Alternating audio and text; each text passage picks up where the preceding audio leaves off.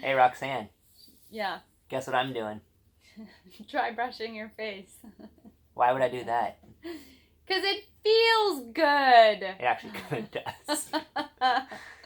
This is what we're talking about. We're talking about sugar. Yes. And what feels good. Emotional, right? It's emotional support. It's pleasure. So when we consume sugars, Greg's just going to keep petting his face with a brush.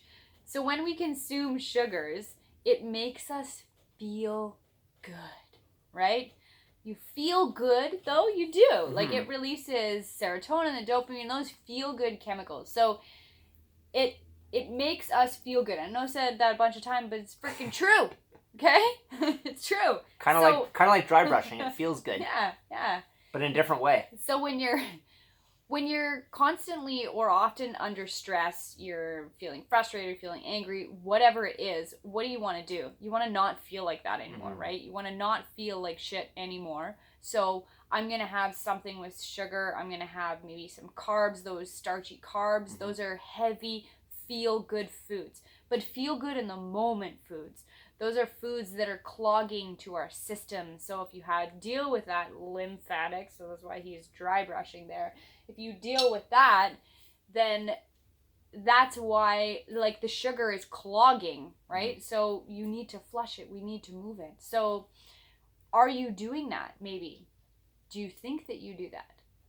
Think about it. Notice when you do it. Notice how you're feeling when you're eating those sugary things, when you're eating those carb-ish things.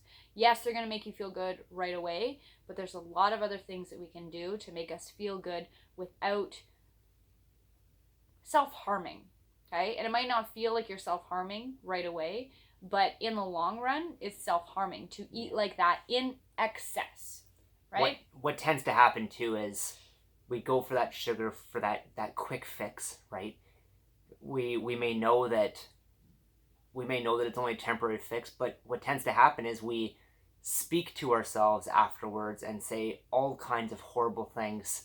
And that's where that self-talk cycle comes in, right? So sugar in the body is doing something specific. It's trying to give you that avoiding that feeling or whatever it is, right? But then you end up self-talking in a very negative way. And all of a sudden, it's the body blood sugar spikes. It wants more. You've already told yourself that it's cyclical, exactly. You've already told yourself, oh, why did I do this? I'm such a bad person and I'm horrible at this and whatever it may be. And I need to go to the gym now because I just ate this.